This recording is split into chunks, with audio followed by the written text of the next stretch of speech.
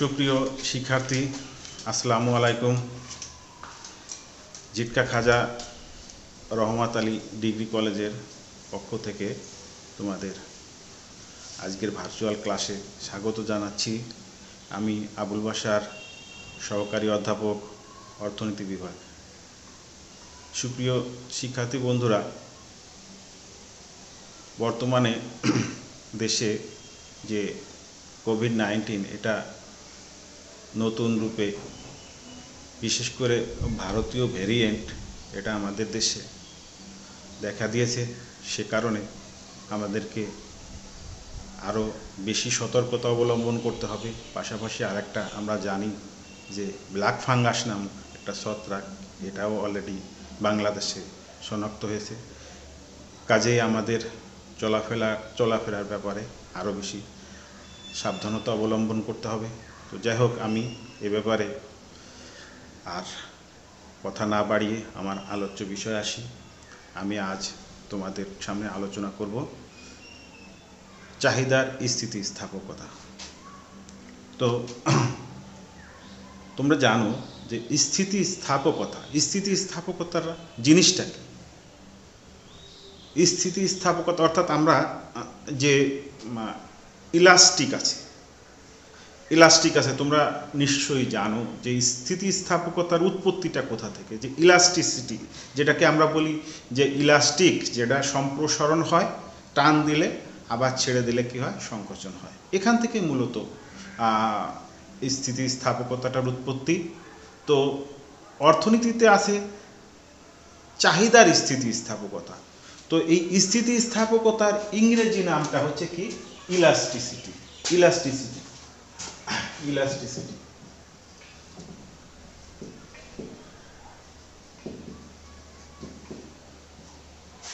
Elasticity মানে হচ্ছে স্থিতিস্থাপকতা। অর্থাৎ এই যে টান দিলাম, বললো, আবার ছেড়ে দিলাম, সংকোচন হয়ে গেল, এটার নাম হচ্ছে কি? ইলাস্টিসিটি, অর্থাৎ স্থিতিস্থাপকতা। এখন আমাদের যে আলোচ্য বিষয় সেটা হচ্ছে চাহিদার স্থিতিস্থাপকতা। আমরা এই যে চাহিদার স্থিতিস্থাপকতার মধ্যে যে এই যে ইলাস্টিসিটি অর্থাৎ স্থিতিস্থাপকতা, এটা কেন প্রয়োজন হয়? চাহিদা বিধি দিয়েই তো চলতো, কিন্তু এখানে একটা বিষয় আছে, তোমরা নিশ্চয়ই জানো যে চাহিদা বিধিতে কি আছে, যে দাম পরিবর্তন হলে চাহিদার পরিবর্তন হয়। অর্থাৎ দাম কমলে চাহিদা বাড়ে, আর দাম বাড়লে চাহিদা কমে। এর সাথে কিছু শর্ত আছে, যে অন্য অন্য অবস্থা, যেমন ভোক্তার আয়, রুচি, অভ্যাস, এই জিনিসগুলো স্থির থেকে যদি কোনো দ্রব্যের দাম বাড়ে তাহলে চাহিদা কমে, আর যদি দাম কমে তাহলে চাহিদা বাড়ে। এটা আমরা কোথা থেকে জানতে পাই? এটা হচ্ছে আমরা চাহিদা বিধি থেকে জানতে পাই। কিন্তু এখানে যে বিষয়টা সেটা হচ্ছে যে কি পরিমাণ দাম বাড়লে কি পরিমাণ চাহিদা কমবে, এবং কি পরিমাণ দাম কমলে কি পরিমাণ চাহিদা বাড়বে, এই বিষয়টা কিন্তু চাহিদা বিধি থেকে জানা যায় না। সে কারণে এই যে দামের যে একটা পরিবর্তনের হার, এই দামের পরিবর্তনের হারের সাথে চাহিদার যে পরিবর্তনের হার, এই বিষয়টা জানার জন্য কি দরকার? চাহিদার স্থিতিস্থাপকতা দরকার। তো দেখা যাচ্ছে এই দামের শতকরা পরিবর্তনের ক্ষেত্রে চাহিদার শতকরার যে পরিবর্তন, এই পরিবর্তনটা কখনো দামের পরিবর্তনের হারের সমান হয় চাহিদার পরিবর্তন, আবার দামের পরিবর্তনের হার অপেক্ষা চাহিদার পরিবর্তনের হার বেশি হয়, আবার দামের পরিবর্তনের হার অপেক্ষা চাহিদার পরিবর্তনের হার কম হয়, আবার দামের পরিবর্তন যেভাবে হয় চাহিদার পরিবর্তনের হার ওইভাবে একইভাবে হয়, আবার দামের পরিবর্তনের হারের ফলে চাহিদার পরিবর্তন শূন্য হয়, আবার দামের পরিবর্তনের ক্ষেত্রে চাহিদার পরিবর্তন আবার কি হয়? অসীম হয়। সেই কারণে এই স্থিতিস্থাপকতার বিভিন্ন প্রকার ভেদ আসছে। তো আমরা সর্বপ্রথম আমরা যে বিষয়টা আমরা চাহিদার স্থিতিস্থাপকতা, এই স্থিতিস্থাপকতাটা কি? অর্থাৎ দামের শতকরা পরিবর্তনের ফলে চাহিদার যে শতকরা পরিবর্তন হয়, তাদের অনুপাতকে কি বলা হয়? চাহিদার স্থিতিস্থাপকতা বলা হয়। তাহলে আমি একটু তোমাদেরকে বোর্ডের মাধ্যমে আমি একটু দেখাই, তাহলে তোমাদের এই বিষয়টা একটু সুবিধা হবে। তাহলে তোমরা দেখো যে আমরা এই যে চাহিদার স্থিতিস্থাপকতা কি, দামের শতকরা অথবা শতাংশিক, একই জিনিস, শতাংশিক পরিবর্তনের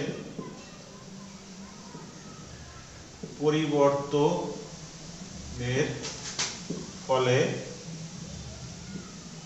চাহিদার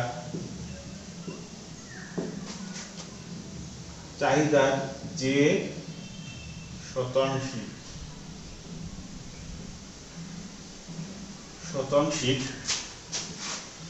পরিবর্তন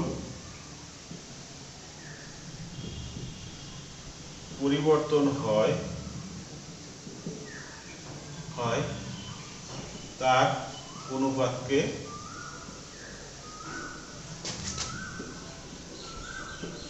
চাহিদা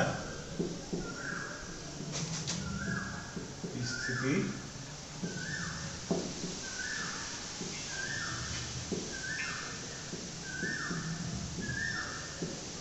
এই যে দামের শতাংশিক, এখানে একটা বিষয় বলা দরকার, সেটা হচ্ছে শতাংশিক আর শতকরা মূলত একই জিনিস। তাহলে আমরা চাহিদার স্থিতিস্থাপকতা কাকে বলে, যে দামের শতকরা বা শতাংশিক পরিবর্তনের ফলে, এখানে আরেকটা কথা আছে যে আপেক্ষিকও বলা যেতে পারে, অর্থাৎ দামের শতাংশিক বা আপেক্ষিক পরিবর্তনের ফলে চাহিদার যে আপেক্ষিক বা শতাংশিক পরিবর্তন হয় তাকে কি বলা হয়, চাহিদার স্থিতিস্থাপকতা বলা হয়।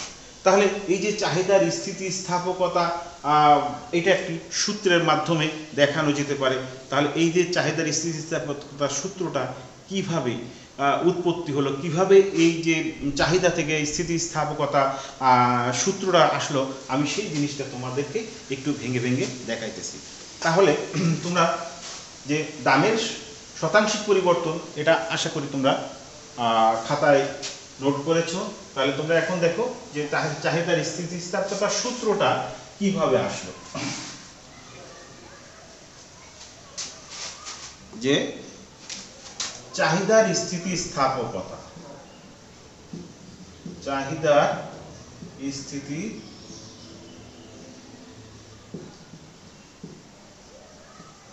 স্থিতিস্থাপকতা সমান আগে কি বলছিলাম, যে দামের শতকরা পরিবর্তন, অর্থাৎ দামের যে পরিবর্তনের ফলে চাহিদার পরিবর্তন হবে। তাহলে এখানে আমরা ভাগ দিতে হবে দামের পরিবর্তন, এখানে চাহিদা শতকরা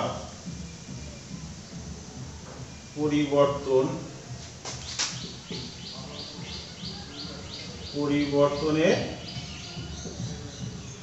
হার। আর তাহলে এই চাহিদার পরিবর্তনটা কিসের পরিবর্তনের ফল হবে, দামের পরিবর্তন, দামের শতকরা পরিবর্তনের হার। তাহলে দেখো এই যে এটা হচ্ছে ভাগ, কাকে ভাগ করতেছি আমরা, দাম, চাহিদার পরিবর্তনটাকে দামের পরিবর্তন দিয়ে আমরা ভাগ করতেছি। তাহলে এখান থেকে আমরা কি জিনিসটা পাই, সেটা হচ্ছে আমরা এই চাহিদার শতকরা পরিবর্তন, এই জিনিসটাকে আমরা দুইটা ভাগে ভাগ করতে পারি। এটা হচ্ছে কি চাহিদা পরিবর্তন, এটাকে ভাগ হচ্ছে কি প্রাথমিক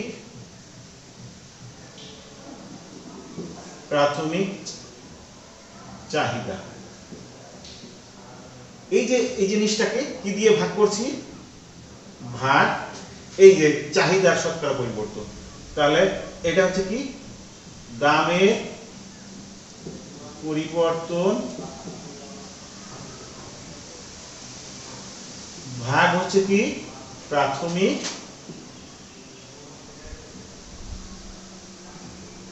দাম। তো আমরা এই যে দুইটা জিনিসকে মানে ভেঙে আমরা কি পেয়েছি, চারটা জিনিস তৈরি করছি। একটা হচ্ছে এই যে দামের শতকরা পরিবর্তনকে, এটাকে ভাঙলে কি পাওয়া যায়, যে চাহিদার পরিবর্তন প্রাথমিক চাহিদা। এই যে ভাগ দিয়েছি, এটা হচ্ছে নিচের অংশ, যে এখানে কি দামের শতকরা পরিবর্তন, এই জিনিসটাকে ভাঙলে পাওয়া যায় কি দামের পরিবর্তন ভাগ হচ্ছে প্রাথমিক দাম। তো আমরা এটাকে আমরা প্রতীকের সাহায্যে আমরা এটাকে লিখতে পারি।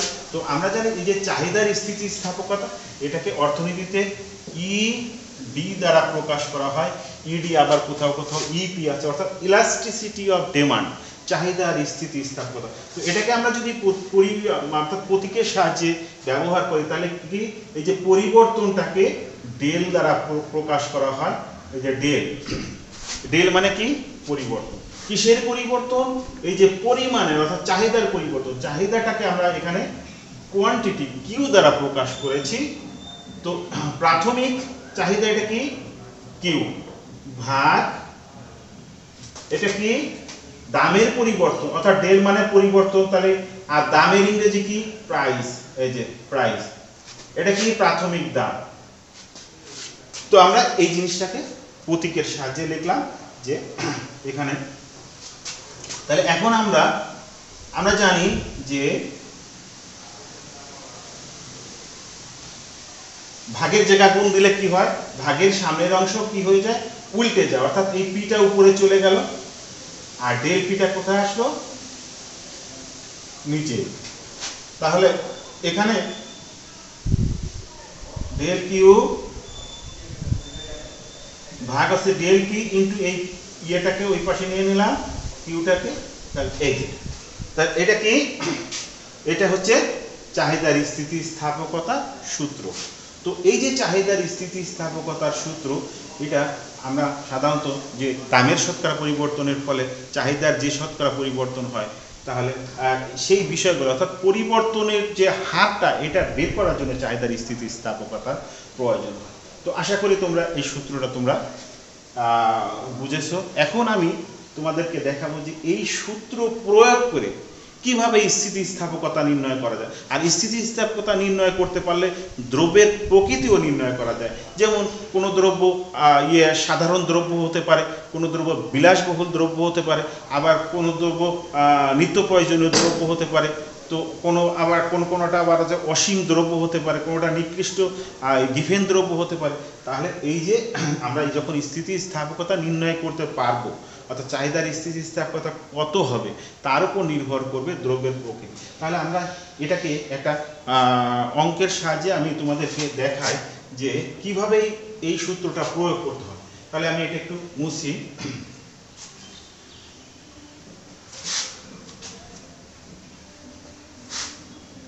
তো আমার এই সূত্রটা লাগবে।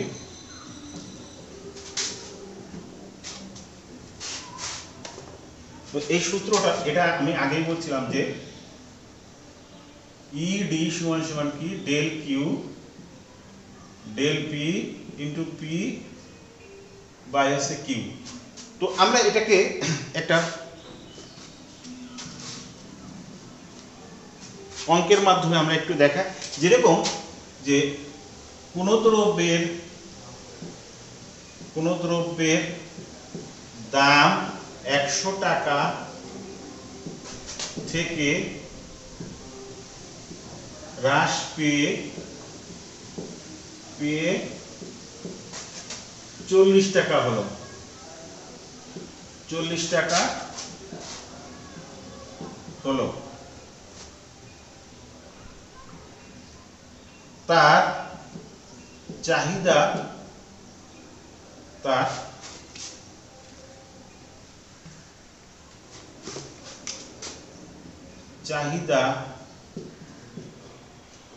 চাহিদা এখানে 60 একক থেকে বৃদ্ধি পেয়ে 80 একক হলো। এই যে আমরা জানি যে দাম হ্রাস পেলে কি হয়, চাহিদা বৃদ্ধি পায়। দাম প্রাথমিক দাম 100 টাকা ছিল, তখন চাহিদা ছিল কত 60 একক। দাম 100 টাকা থেকে হ্রাস পেয়ে 40 টাকা হলো, চাহিদা বৃদ্ধি পেয়ে 60 একক থেকে 80 একক হলো। তাহলে এই যে একটা অঙ্ক, তাহলে এটাকে আমরা কিভাবে এখান থেকে স্থিতিস্থাপকতা নির্ণয় করা যায়। তাহলে এখানে যে ফাংশনের এই যে ইয়েগুলো আছে, সূত্রের যে প্রতীকগুলো আছে, আমরা প্রথমে এখন কি করব এই জিনিসগুলো বের করব। তাহলে আমরা এখানে প্রাথমিক দাম এটাকে আমরা পি দিয়ে প্রকাশ করি। প্রাথমিক দাম এখানে কত 100 টাকা। তাহলে এখানে আর পরিবর্তিত এটাকে P1 ধরি, P1 কত 40 টাকা। তাহলে এখান থেকে আমরা ডেল পি বের করব। ডেল পি সমান সমান কত, এই যে পরিবর্তিতটার থেকে P1 থেকে P বিয়োগ করলে যেটা, তাহলে P1 কত ছিল, এই যে 40, এখান থেকে পরিবর্তিতটা কত 100, তাহলে এখানে -60 টাকা। তাহলে এখানে কিউ কত, প্রাথমিক 60, তাহলে এখানে Q1 সমান সমান কত 80 একক, এখানে 80, তাহলে এখানে ডেল কিউ কত হবে, ডেল কিউ সমান সমান Q1 থেকে কিউ বিয়োগ করলে এখানে কত 80 থেকে কত বিয়োগ করব 60, তাহলে থাকলো কত 20। তাহলে এখন এই যে ইয়েগুলো আমরা পেলাম, মানগুলো পেলাম, এই মানগুলোকে আমরা কি করব, এই সূত্রে আমরা বসিয়ে দিব, তাহলে আমরা এখান থেকে আমরা চাহিদার স্থিতিস্থাপকতা পেয়ে যাব। তো এখন আমরা দেখি, এখানে প্রথমে আসি ডেল কিউ কত পেয়েছি 20 একক। আচ্ছা, এখানে আসি যে কত পি ডেল পি, তাহলে ডেল পি কত পেয়েছি, এখানে আমরা -60 প্রাথমিক পি কত, এখানে পি 100 টাকা, এখানে কিউ কত প্রাথমিক 60 একক। তাহলে আমরা এখানে ভাগ করি 0 0, এখানে এই শূন্য কাটা যায়, তাহলে এখানে কত 0 কাটা গেল, তাহলে এখানে আমি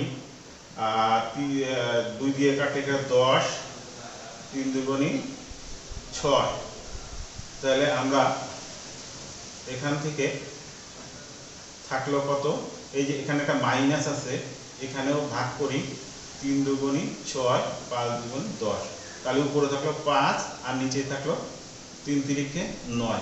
এটাকে আমরা যদি ভাগ করি তাহলে এটা কত হলো, যায় না বলে দশমিক নিলাম, তাহলে 7 7 9, 5 9 45, তাহলে 5 9 45, তাহলে ধরো 5 5 এরকম, অর্থাৎ এখানে 0.5 অর্থাৎ 0.6, এটা প্রায়, অর্থাৎ স্থিতিস্থাপকতা কি 1-এর কম।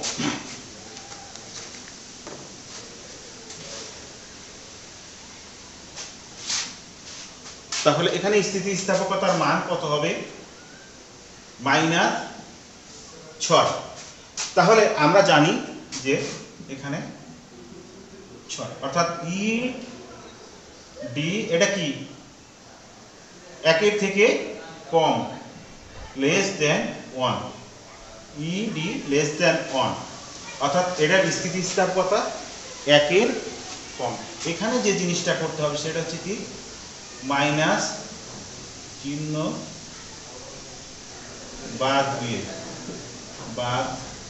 দিয়ে অর্থাৎ কি এইটার পরম মান, অর্থাৎ এই যে এই দশমিক, এটার পরম মান হচ্ছে প্লাস হয়ে যায়, যদি কোনো সংখ্যাকে পরম মান হিসেবে বিবেচনা করা হয় তাহলে সেক্ষেত্রে সেটা প্লাস হয়ে যায়। তাহলে এটা কি চাহিদার স্থিতিস্থাপকতা 1-এর কম, অর্থাৎ এটা দ্রব্যের, এখানে যদি বলে যে দ্রব্যের প্রকৃতি নির্ণয় করো, তাহলে কি ধরনের দ্রব্য হবে, আমরা জানি যে চাহিদার স্থিতিস্থাপকতা যদি 1-এর কম হয় তাহলে নিত্য প্রয়োজনীয় দ্রব্য।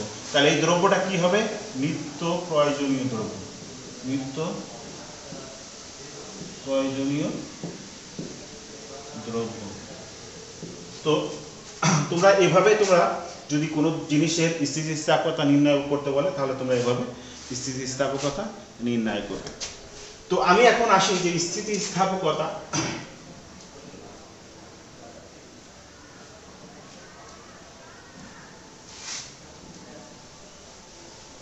এই স্থিতিস্থাপকতার প্রকারভেদ।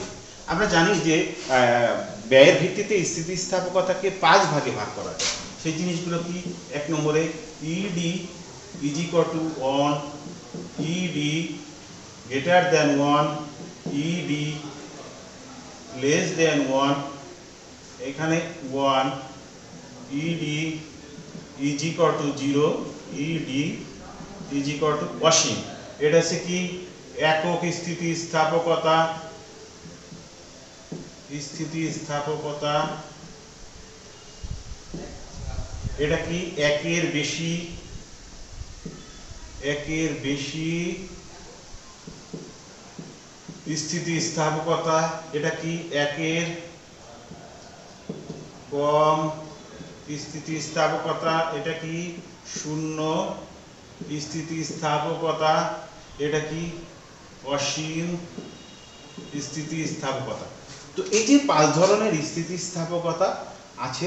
তো আমি এই যে বারবার ডি লিখছি, এখানে একটা কথা তোমাদের বলে রাখি যে ডি আর পি, হ্যাঁ, চাহিদার স্থিতিস্থাপকতা বলতে মূলত চাহিদার দাম স্থিতিস্থাপকতাকে বোঝায়। সেই কারণে কোনো কোনো জায়গায় তোমরা দেখবে যে ইডি আছে, আবার কোথাও কোথাও ইপি আছে। তো এটা কোনো সমস্যা নেই। তাহলে এটা কি একক স্থিতিস্থাপকতা।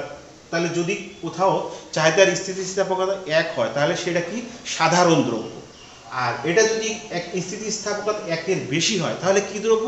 এটা হচ্ছে বিলাসবহুল দ্রব্য। যেমন এয়ার কন্ডিশন, দামি গাড়ি, স্বর্ণ অলঙ্কার, বিলাসবহুল জীবনযাপন, এগুলোকে বলা হয় যে বিলাসবহুল দ্রব্য। আর যদি 1-এর কম হয় স্থিতিস্থাপকতা সেটা কি নিত্য প্রয়োজনীয় দ্রব্য। আর এটা কি যদি স্থিতিস্থাপকতা 0 হয় তাহলে মনে করবা যে অতি প্রয়োজনীয় দ্রব্য, অর্থাৎ যে দ্রব্যগুলো না হলে তোমার জীবন বাঁচানো সম্ভব হয় না। যেরকম ওষুধপত্র, তারপর ডলার। যেরকম যদি কোনো মানুষ বিদেশে যেতে চায় তাহলে তার কি বাংলাদেশের টাকা হলে সেটা চলবে না, অবশ্যই তাকে ডলার রূপান্তরিত করে তারপর তার বিদেশে যেতে হবে। যদি কোনো মানুষের অসুখ হয়, রোগ হয়, তাহলে কি করতে হবে? অবশ্যই ওষুধ খেয়ে সেই রোগ নিরাময় করতে হবে। সেই জন্য এই যখন স্থিতিস্থাপকতা 0 হবে তাহলে মনে করবা যে সেটা অতি প্রয়োজনীয় দ্রব্য। আর স্থিতিস্থাপকতা অসীম, সেটা হচ্ছে কি যে অসীম বলতে এখানে দেখা যাচ্ছে দামের সামান্য পরিবর্তনের ফলে, অর্থাৎ পরিবর্তন না হলেও চাহিদা কি ব্যাপক হারে পরিবর্তন হয়ে যায়। এ ধরনের দ্রব্যকে বলা হয় যে অসীম স্থিতিস্থাপকতা। এখন এ তো ব্যয়ের ভিত্তিতে স্থিতিস্থাপকতাকে কয় ভাগে ভাগ করা যায়? 5 ভাগে।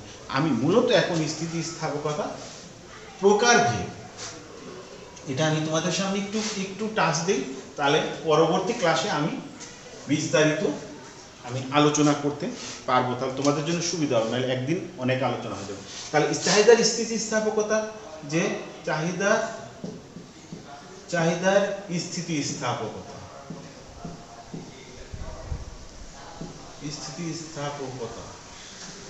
যে এটাকে আমরা কয় ভাগে ভাগ করতে পারি? এটাকে সে চাহিদা,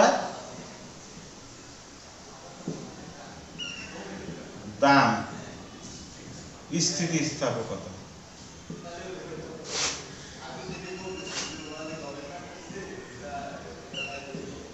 তারপরটা কি? চাহিদার আয় স্থিতিস্থাপকতা, আয় স্থিতিস্থাপকতা।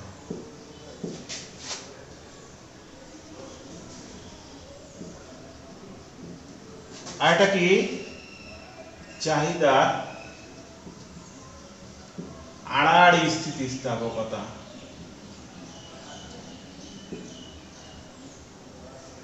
আড়াআড়ি স্থিতিস্থাপকতা।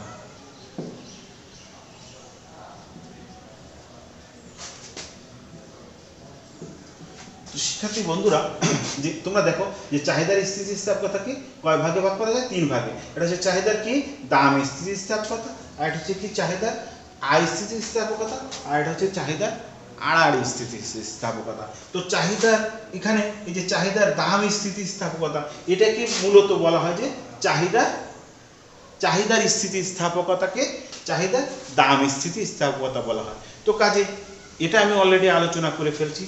তাহলে চাহিদার স্থিতিস্থাপকতা বলতে কি বোঝায়? যে চাহিদার দাম স্থিতিস্থাপকতা। তাহলে এখন থাকলো কি? এখন হচ্ছে চাহিদার আয় স্থিতিস্থাপকতা। আয় স্থিতিস্থাপকতাটা কি? যে শুধুমাত্র দাম না, অনেক ক্ষেত্রে দেখা যাচ্ছে যে অন্য অবস্থা অপরিবর্তিত থেকে, যেরকম দ্রব্যের দাম স্থির থাকলো, ভৌগোলিক পরিবেশ এইগুলো সব স্থির থাকলো, থাকার পরে ভোক্তার আয় বেড়ে গেল, তখন কি চাহিদার পরিবর্তন হবে। তো এই যে উন্নয়ন অবস্থায় স্থির থেকে যদি আয়ের পরিবর্তনের ফলে চাহিদার পরিবর্তন হয় তাহলে সেটাকে বলা হবে কি চাহিদার আয় স্থিতিস্থাপকতা। চাহিদার আয় স্থিতিস্থাপকতা নির্ণয়ের সূত্রটা কি, এখানে ইউআই ইকুয়াল টু কি হবে, এখানে ডেল, এটা কি ডেল ওয়াই, এখানে আয়ের পরিবর্তনের ফলে কি কি হবে, এখানে চাহিদার পরিবর্তন হবে। তাহলে এখানে ডেল ওয়াই, আগে যেরকম এখানে কি ছিল পি ছিল, পির পরিবর্তনের ফলে চাহিদার পরিবর্তন হতো, এখানে কি হবে, এখানে যে এখানে তাহলে ওয়াই, এখানে হবে কিউ।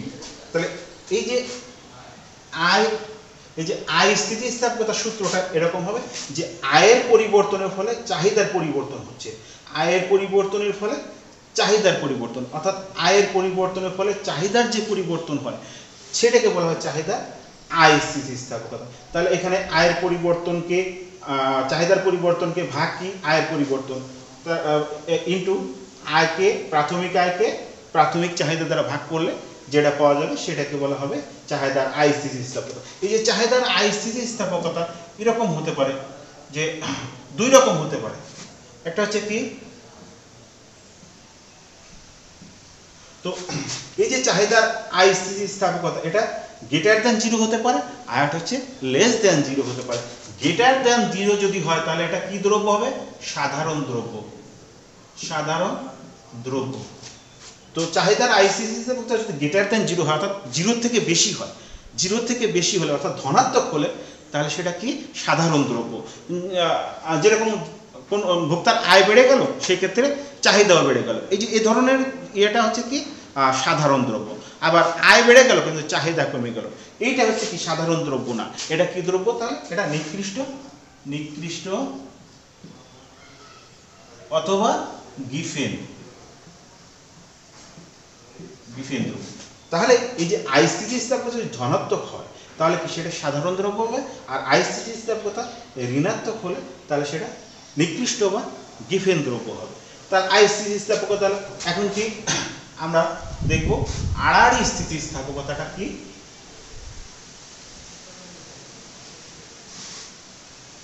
তো আড়াআড়ি স্থিতিস্থাপকতাটা কি, যে এখানে একটি দ্রব্যের দামের পরিবর্তনের ফলে আরেকটা দ্রব্যের চাহিদার পরিবর্তন হবে। যেরকম বিভিন্ন সম্পর্কিত দ্রব্য থাকতে পারে, যেরকম কি যে পরিবর্তক দ্রব্য থাকতে পারে, আবার পরিপূরক দ্রব্য থাকতে পারে। যেমন পরিবর্তক দ্রব্য কি, চা কফি, যদি চায়ের দাম বৃদ্ধি পায়, কফির দাম যদি স্থির থাকে তাহলে সেক্ষেত্রে কি কফির চাহিদা বৃদ্ধি পাবে। যে এই যে একটি দ্রব্যের দামের পরিবর্তনের ফলে আরেকটা দ্রব্যের চাহিদার উপর যে প্রভাব পড়ে তার পরিপ্রেক্ষিতে যে স্থিতিস্থাপকতা সৃষ্টি হয় সেটাকে বলা হয় কি আড়াআড়ি স্থিতিস্থাপকতা। তো আয় স্থিতিস্থাপকতা দুই প্রকার, আড়াআড়ি স্থিতিস্থাপকতাও ওরকম 3 প্রকারের আছে, যেরকম ধনাত্মক, ঋণাত্মক, আবার শূন্য। তো আমি এটা তোমাদের দেখাই যে আড়াআড়ি স্থিতিস্থাপকতা, মনে করো দুইটা দ্রব্য, একটা হচ্ছে এক্স দ্রব্য আর একটা কি ওয়াই দ্রব্য। তাহলে এখানে এক্স দ্রব্য ধরি, এটা ধরি ভাত, আর এটা কি আটা, এটা ধরি এখানে ভাত, এখানে ধরি চাউল।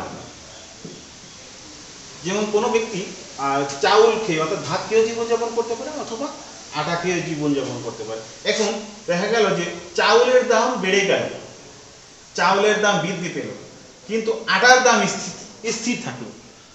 তাহলে আমি চাউল না খেয়েও কিন্তু আটা খেয়ে আমি জীবনযাপন করতে পারি। তাহলে চাউলের দাম বেড়ে গেলে আটার দাম যদি স্থির থাকে তখন কি হবে, আটার চাহিদা বেড়ে যাবে। তো তাহলে এটা আমরা দেখি যে আড়াআড়ি স্থিতিস্থাপকতা ইসি দ্বারা প্রকাশ করে। ইসি মানে কি, ক্রস ইলাস্টিসিটি। এক্ষেত্রে সূত্রটা কি হবে, যেরকম যে এটার পরিবর্তনের ফলে অর্থাৎ ডেল কি হবে, ডেল কিউ ওয়াই, আর এখানে কি ডেল পি এক্স, অর্থাৎ এক্স দ্রব্যের দামের পরিবর্তনের ফলে কি হচ্ছে ওয়াই দ্রব্যের চাহিদা পরিবর্তন হচ্ছে। তাহলে এখানে কি পি এক্স আর এটা হচ্ছে কি কিউ ওয়াই।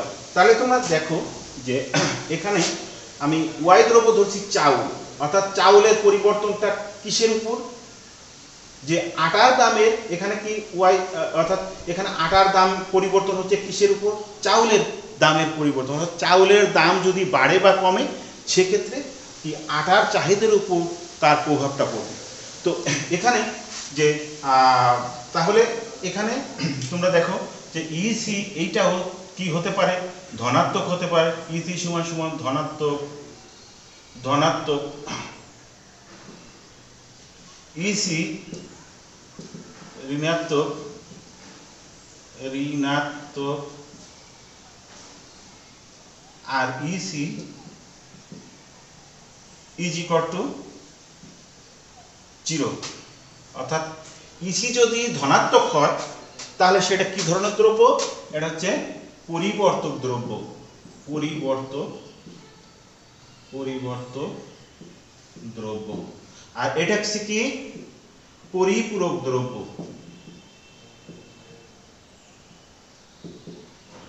পরিপূরক দ্রব্য। আর এটা কি সম্পর্কহীন দ্রব্য। যেরকম পরিবর্তক দ্রব্য আগেই বলছি, যেমন চাউল আর আটা এটা পরিবর্তক দ্রব্য। আবার দেখা যায় যে পরিপূরক দ্রব্য কি, তুমি চা খেতে গেলে কি লাগে, পানি, চিনি।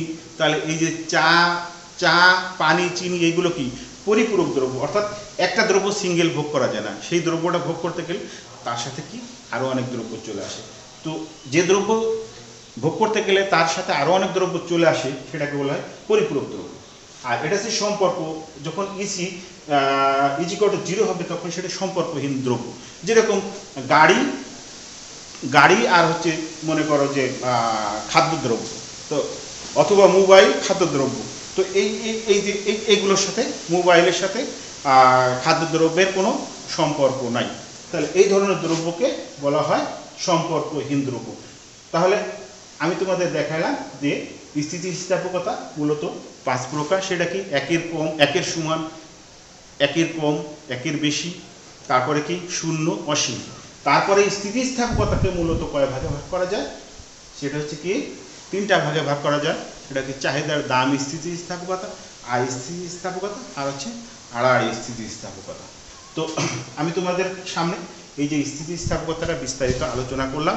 তো আগামী ক্লাসে আমি তোমাদেরকে এই যে আড়াআড়ি স্থিতিস্থাপকতা, আয় স্থিতিস্থাপকতা তোমাদেরকে গণিতের মাধ্যমে, অর্থাৎ কোন দ্রব্যের পরিবর্তনের ফলে আয় বৃদ্ধি পেলে কি হবে, হ্রাস পেলে কি হবে, কি সেটা দ্রব্য হবে, তোমার ওই যে নিকৃষ্ট দ্রব্য হবে, গিফেন দ্রব্য হবে, নাকি সাধারণ দ্রব্য হবে। আবার আড়াআড়ি স্থিতিস্থাপকতার ক্ষেত্রে যে এটা 3 ধরনের আড়াআড়ি স্থিতিস্থাপকতা, এক্ষেত্রে স্থিতিস্থাপকতা নির্ণয়ের ফলে সেটা কি ধরনের দ্রব্য হবে, সেটা পরিবর্তক দ্রব্য হবে, নাকি পরিপূরক দ্রব্য হবে, নাকি সম্পর্কবিহীন দ্রব্য হবে। তো এই গাণিতিক যে বিষয়টা সেটা আমি তোমাদেরকে পরবর্তী ক্লাসে দেখাবো। তো শিক্ষার্থী বন্ধুরা, তো আজ এ পর্যন্ত। তো আমি যাবার আগে তোমাদের একটু বলে যাই, সেটা হচ্ছে যে শিক্ষক বাতায়ন নামক একটা আছে, এখানে আমার একটা পেজ আছে। তো শিক্ষক বাতায়নে তোমরা ওখানে আমার নামে সার্চ দিলে, অথবা ওই যে তোমাদের যে আছে, তোমরা ওখানে ঢুকে তোমরা যে মনে করো একাদশ দ্বাদশ ক্লাস অর্থনীতি বিষয়, তোমরা কোন অধ্যায়ের ক্লাস দেখতে চাও, ওখানে দেখবা যে আমার বিভিন্ন ক্লাস আপলোড দেওয়া আছে। তোমাদের সুবিধার জন্য আমি বাসায় বসে বসে এই বন্ধের মধ্যে এই কাজগুলো করেছি এবং এটা আপলোড দিয়েছি। তো তোমরা এখান থেকেও তোমরা ওইখানে ঢুকে তোমরা সেখানে উপকৃত হতে পারো। তো এই যে আপলোডকৃত কন্টেন্টের যে একটা নাম্বার আছে, এই নাম্বারগুলো আমার এখন এই মুহূর্তে মনে নাই। আমি পরবর্তী ক্লাসে এই কন্টেন্টের নাম্বারগুলো আমি তোমাদেরকে দিয়ে দিব। আর তাছাড়া আজকের ক্লাসে আমার যদি কোথাও কোনো তোমরা বুঝতে না পারো, সেক্ষেত্রে তোমরা করো, ওই যে আমার আছে, আমার ফোন নাম্বার আছে, আগেই দেওয়া আছে, প্রথম ক্লাসে আমি দিয়েছি। ফোন নাম্বারে আমার সাথে যোগাযোগ করো, অথবা ফেসবুকে লাইভে যোগাযোগ করতে পারো, অথবা কমেন্ট বক্সে তোমরা কমেন্ট করলে সেখানে আমি তোমাদেরকে বুঝিয়ে দেওয়ার চেষ্টা করব। তো শিক্ষার্থী বন্ধুরা, তোমরা বর্তমানে এই করোনার মধ্যে এবং এর ভয়াবহতা আরও বেশি বৃদ্ধি পেয়েছে, পূর্বে ক্লাসের প্রথমেই বলে নিছি। তো কাজে তোমরা আরও বেশি সাবধানতা অবলম্বন করবে। তবে ভয় পাওয়ার দরকার নেই, কারণ ভয় পেলে তোমরা একেবারে দুর্বল হবে। ভয় পাবে না, এটা সাহসিকতার সাথে তোমরা স্বাস্থ্যবিধি যথাযথ পালন করে জীবনকে আরও সুন্দর করো, এই প্রত্যাশা আজকের মতো এখানে শেষ করছি। আল্লাহ হাফেজ।